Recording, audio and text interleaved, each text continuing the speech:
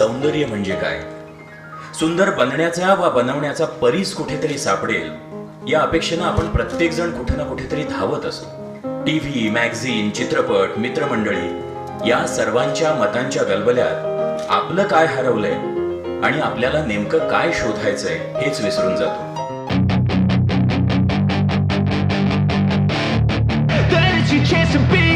Hey kid, don't ever let them get inside your head. They'll tell you what to do in life instead of everything you know that you could get. Don't let them guide your life towards regret. I'll fight for what I love with every breath. My past is filled with things I won't forget. I use them all to push me to my best. So treat the worst of times just like a test. If only I could go back in time, I'd tell myself that everything will end up alright. Just push yourself, test yourself, figure out what you like, and find your limits, don't be rigid.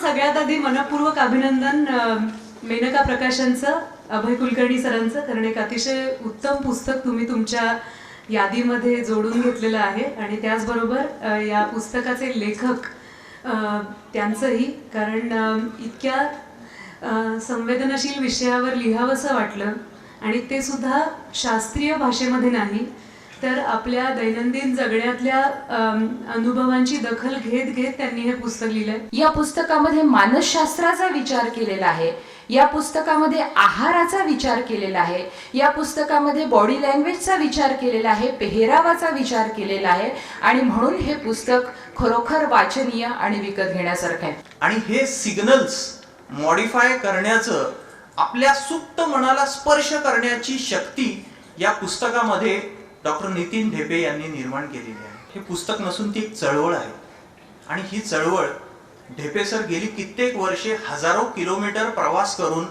ती चळवळ उभी करतायत। की ते वल्ली आहेत आणि रसरशीत व्यक्तिमत्व आहे। म्हणजे ते खरं म्हणजे त्यांनी त्यांच्या MBBS नंतर डर्मॅटॉलॉजिस्टचा जो स्वीकारला शाखा, ती त्यांच्या व्यक्तिमत्वाला साजेशी असं मला वाटतं, कारण त्या रसरशीतपणाने ते त्या तिकडे गेले आणि त्यामुळे त्यांच्या अंतर्मनात जे सौंदर्य आहे तर ते सौंदर्य संबंध त्या पुस्तकामध्ये उतरला आहे। अतिशय वेळेच्या दृष्टीने महत्त्वाचं आहे, कारण शीर्षकापासून सगळ्या गोष्टी मला आवडल्यात। कारण या पुस्तकाचं शीर्षक मला सुंदर व्हायचंय असं नाहीये, मला सुंदर दिसायचंय असं आहे आणि ते फार आजच्या काळाबद्दल बोलकी परिस्थिती दर्शवणार आहे। एक वैद्यकीय क्षेत्रातली गोष्टी लोकांपर्यंत पोहोचवणे खूप अवघड असतं, कारण जसं सोनाली मॅडमच्या क्षेत्रामध्ये लोक सहज येतात तसे आमच्याकडे लोक अशी होऊन येत नाहीत, वाचत नाहीत। म्हणून मी विचार करतो की कसं मांडायला हवं, पण ते सूत्र नेमकं ढेपे सरांना या पुस्तकात सापडलेलं आहे आणि त्याच्यामुळे या पुस्तकाला एक वेगळं ललित मूल्य प्राप्त झालेलं आहे। शीर्षकाबरोबरच ह्या पुस्तकाचं मुखपृष्ठ,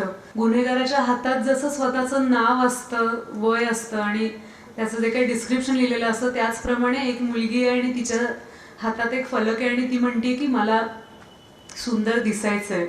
तर ही व्यथा म्हणा किंवा ही परिस्थिती आपल्यातल्या प्रत्येकाकडे कुठल्या ना कुठल्या अंशी आलेली आहे। सावळं म्हणजे कुरूप हा जो एक समज झालेला आहे तो दूर होण्यास खूप मदत होईल, की स्किन टोन तुमचा इव्हन असणं ही जास्त महत्त्वाची गोष्ट आहे, नुसतं गोरं असणं ही महत्त्वाची गोष्ट नाही।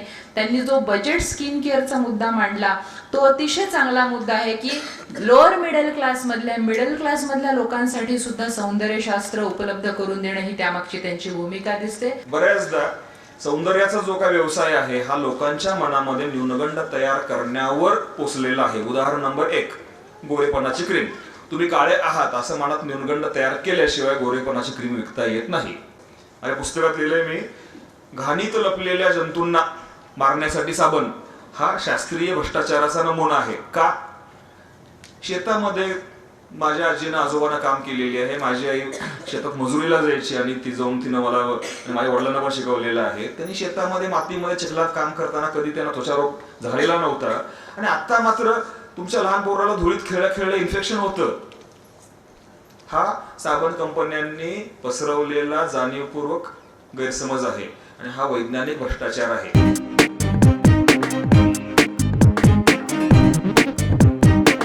पुस्तकातला एक चांगला भाग असा जाणवला की डॉक्टरांनी ही जी इच्छा असते आपल्या सगळ्यांची, प्रत्येकालाच ही सुंदर दिसण्याची उर्मी असणारच, त्याच्याशी ते कुठे भांडले नाहीयेत. त्यांनी असं म्हटलं नाहीये की असं तुम्ही का वाटून घेता. पण सुंदर दिसणं ही तर प्रत्येकाची इच्छा आहे. त्याच्याबद्दल पहिल्यांदा कुणीतरी ओपनली बोलतंय की का नाही दिसायचं चांगलं. एखाद्याला वाटत असेल चांगलं दिसावं तर तो काही ठेका फक्त स्त्रियांनी घेतलाय का? असं नाहीये. प्रत्येकालाच इच्छा असते ना, कोणाला तरी काहीतरी फॅशन करून पाहावी, थोडंसं काहीतरी बदल करून पाहावा व्यक्तिमत्वामध्ये. सुंदर दिसायचं म्हणजे काही पैसे खर्च करणं हाच मार्ग आहे का? दुर्दैवाने तसं झालेलं आहे. कारण सर्व सौंदर्याच्या कल्पना आणि उपकरणं जी आहेत ते इंडस्ट्रीच्या माध्यमातून येतात, त्याच्यामुळे त्यात त्यांचे हित संबंध असतात. तर डॉक्टरांचं हे पुस्तक वाचल्यानंतर मला स्वतःला असं जाणवायला लागलं की या पुस्तकाची मी इतकी ऋणी आहे की फार चांगल्या चांगल्या पद्धतीने त्यांनी वेगवेगळ्या रोगाबद्दल असू दे, एखाद्या न्यूनगंडाबद्दल असू दे, इतक्या विषयांवर प्रकाशझोत टाकलेला आहे. या सौंदर्य या विषयामध्ये की दिखावा खूप जास्त आहे आणि त्यातलं जे काही क्रक्स जे आहेत ते खूप कमी आहे आणि ते खूप लोकांच्यापर्यंत पोहोचत नाही. सुंदर दिसण्याची तत्व ही मूलभूत तत्व ही खूप सोपी आहेत, खूप साधी आहेत. त्याच्यावरचा दिखावा आणि मुलावा मात्र खूप खूप मोठा आहे. ढेपे सरांची जी चळवळ आहे, जसं अभय कुलकर्णी सरांनी सांगितलं की समाजाच्या शेवटच्या माणसापर्यंत सौंदर्यशास्त्र पोहोचलं पाहिजे आणि त्याला त्याची प्रत्येकाला गरज आहे, पण त्याला त्याची जास्त गरज आहे. कारण मी रोज माझ्या गावात हे अनुभवतोय की जी मुलगी तुलनेने छान दिसत नाही तिला हुंडा जास्त द्यावा लागतो. म्हणून अभय सर या पुस्तकाचे कार्यक्रम, हे पुस्तक तुम्ही तांड्यांपर्यंत गावापर्यंत पोहोचवा. आणि जेव्हा माझ्या शेतामध्ये एखादी बांधावरची काम करणाऱ्या बाईच्या हातात मला जे पुस्तक जेव्हा दिसेल तेव्हा 10 ते 20 आवृत्त्यांचं पुण्य तुमच्या आणि ढेपे सरांच्या पदरात पडेल.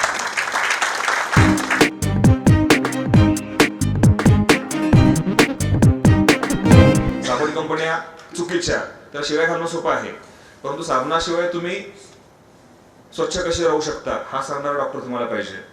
सनस्क्रीन वापरण्याची आवश्यकता नाही, पण त्याशिवाय तुम्ही तुमचं संरक्षण कसं करू शकणार हे सांगणारा डॉक्टर पाहिजे.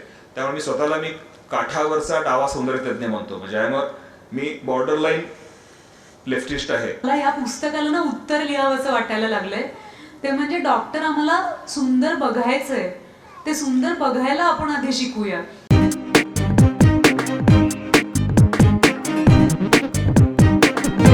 मला असं वाटतं की या पिढीचं जे प्रतिनिधित्व आहे ते डॉक्टर ढेपे करतात आणि त्यांचे पाय जमिनीवर घट्ट आहेत, त्यामुळे ते चांगल्या पद्धतीने ते करू शकतात असंही मला वाटतं. की आपण सर्वसाधारणपणे आपण गाडीतून जात असताना आपल्याला फक्त 40 अंशाच्या कोनातलं सगळं दिसतं, पण जेव्हा तुम्ही चालायला लागता तेव्हा तुम्हाला 180 कोनामधलं सगळं दिसतं. तर गाडीचा वेगळी त्यांनी घेतलेला आहे आणि 180 कोनात सुद्धा ते पाहू शकतात. आणि अशा पद्धतीचं पुस्तक त्यांनी घेतलेलं आहे आणि ते प्रकाशन करण्याची संधी आम्हाला त्यांनी दिली, याच्याबद्दल मी त्यांचं मनापासून धन्यवाद मानतो. त्यांच्याशी गप्पा मारण्याचा योग आला, चर्चा झाली आणि लक्षात आलं की हे रसायन काही वेगळं आहे. लिओनार्डो डा विंचीनी चित्रकलेच्या शास्त्रात जे केलंय ते ढेपे सर तुम्ही सौंदर्य शास्त्रात केलंय, हे मी खात्रीपूर्वक सांगू शकतो. एक छोटा प्रसंग खूप आवडला, जेव्हा जे वर्णन तुम्ही लिहिलंय की एक मुलगी त्यांच्याकडे आली जिने चामखीळ काढण्यासाठी चुना किंवा असं काहीतरी वापरून कुणीतरी सांगितलेला एक उपाय केला होता आणि चामखीळ निघालं होतं, पण त्याचा एक डाग निर्माण झाला होता त्वचेवरती. तर तो डाग पाहिला डॉक्टरने तिथे लिहिलं की तो डाग जाणार नाही हे माहिती असल्यामुळे त्यांनी कळवळून विचारलं काय झालं. तर हे इतकी अनुकंपा ठेवून आपल्या पेशंट्सकडे बघण्याची तयारी खूप कमी डॉक्टरांची असते. काय की जो तुम्हाला महागडी सौंदर्य प्रसाधनं किंवा ते ऑइंटमेंट वगैरे सांगत नाही, आंघोळीनंतर 3 मिनिटाच्या आत साधं खोबरेल तेल अंगावरती लावा ते पुरतं असं सांगणारा हा जरा जगावेगळा डॉक्टर. तर लहानपणी मला जेव्हा लोक विचारायचे की तुला काय व्हायचंय पुढे, तेव्हा मी अगदी अभिमानानं मान ताठ करून सांगायचो मला लेखक व्हायचंय. कुठंतरी एक राहून गेलेलं शल्य होतं की मला आयुष्यात काय व्हायचं होतं तर लेखक व्हायचं होतं.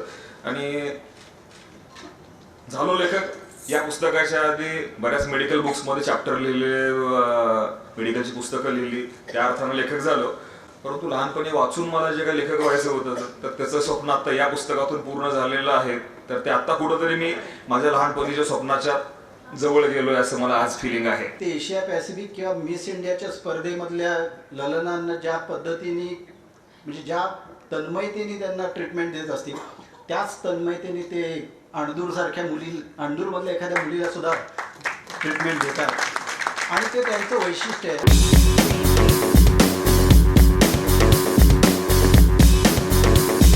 अनेक गोष्टी आहेत की मी डॉक्टर म्हणून ऍटलिस्ट या लोकांच्या सौंदर्य भानाला हातभार लावू शकतोय, त्यांच्या आत्मविश्वासाला मी टच करू शकतोय. आणि जेव्हा मी माझ्या स्किन सिटीचं मिशन स्टेटमेंट बनवलं तेव्हा त्यात उल्लेख केलेला होता की म्हणजे आम्ही अत्याधुनिक तंत्रज्ञानाने लोकांच्या आत्मविश्वासामध्ये भर घालून त्यांच्या आयुष्याला स्पर्श करतो. म्हणजे we are touching their live by creating confidence in them.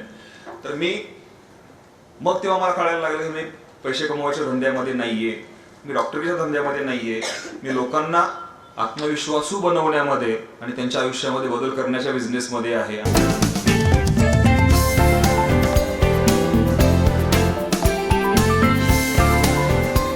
Doctor साहेबांनी एवढंच सुंदर पुस्तक लिहिलंय. डॉक्टरांनी जे पुस्तक लिहिलेलं आहे ते अतिशय सुंदर आणि साध्या भाषेत खूप सुंदर, सगळ्याच स्तरातल्या स्त्रियांना अतिशय उपयुक्त ठरणार आहे. The concept is very new and it is different, something that would definitely appeal to the youth today. कारण त्यांनी एका वेगळ्या अंगाने सौंदर्याचा विचार करण्याचा यातून सर्वांना एक मूलमंत्र दिलेला आहे आणि हा नक्कीच सर्वांना उपयोगी पडेल आणि आपलं बाह्य सौंदर्य तसंच आंतर सौंदर्य त्याची वृद्धिंगत होईल अशी मला खात्री वाटते. डॉक्टरांनी जे काही सांगितलं की सुंदर दिसण्यापेक्षा आपण जग सुंदर बघितलं पाहिजे, हा थॉट खूपच न्यू आहे आणि खूप इम्पॉर्टंट आहे लाईफसाठी. हे जे पुस्तक त्यांनी काढलेलं आहे अशीच त्यांनी खूप पुस्तकं काढावीत आणि खूप साऱ्या लोकांच्या मनातले असे न्यूनगंड काढून त्यांना आत्मविश्वास द्यावा असं मला वाटतं. All the best doctor Nitin सरांनी जे काही पुस्तक आज प्रकाशित केलेलं आहे खरंच खूप छान त्यांनी प्रकाशझोत या पुस्तकावर टाकलेलं आहे. म्हणजे सौंदर्य आणि सुंदर दिसण्यासाठी कुठल्याही स्टेरॉइडयुक्त क्रीमची गरज नसते हे त्यांनी प्रकर्षपणे मांडलेलं आहे. फक्त पाण्याने सुंदर दिसू शकतो हे सरांनी जे क्लिअर केलेलं आहे त्याबद्दल त्यांचे खूप खूप धन्यवाद आणि त्यांना पुढील वाटचालीसाठी हार्दिक शुभेच्छा. अभिनंदन करते सरांचं. ह्या विषयाची खरंच गरज होती कारण बऱ्याचशा ॲक्च्युली तळागाळातल्या ज्या मुली असतात कॉलेजच्या वगैरे खेडोपाड्यातल्या की त्यांच्या मनामध्ये एक न्यूनगंड असतो.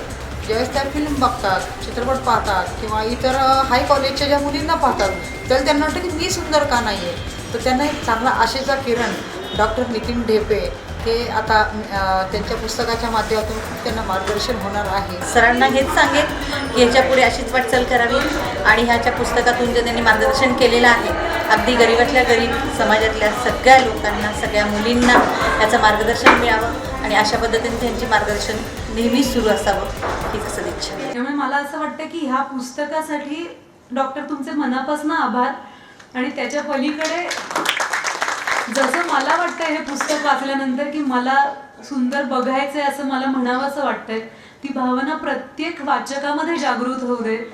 तुम्ही खूप संपन्न आहे पुस्तक वाचून, खूप जणांना रेफर करा कारण खरंच ह्या पुस्तकाची किंवा या पुस्तकात मांडल्या गेलेल्या भावनांची आणि समजुतीची आपल्या सगळ्यांना खूप गरज आहे. जेवढा जीव तोडून म्हणजे मागची 25 वर्ष धावतोय ते याच गोष्टीसाठी का नाही. मला म्हणजे हे नाव, हे पैसे, हा करोडचा म्हणजे टर्नओव्हर प्रोजेक्शन म्हणजे आम्हाला 20 करोड, 50 करोड, 200 करोडचा बिझनेस करायचा वगैरे हे मला हवं होतं का नाही. पण अजून आठवड्यामध्ये मला लेखक व्हायचं आहे स्पेक शॉप. तर या सगळ्या गोष्टी मला वाटतं की माझं काहीतरी राहून गेलेलं आहे आणि जी माझी पोचणी होती की या सर्व व्यावसायिक यशामध्ये माझं जे मला हवं असलेली गोष्ट राहून गेलेली आहे त्या जखमेवर चुक्कर घालणारं म्हणजे हस्ताक्षर म्हणजे हा की मला म्हणजे जे लहानपणापासून स्वप्न पाहिलं त्या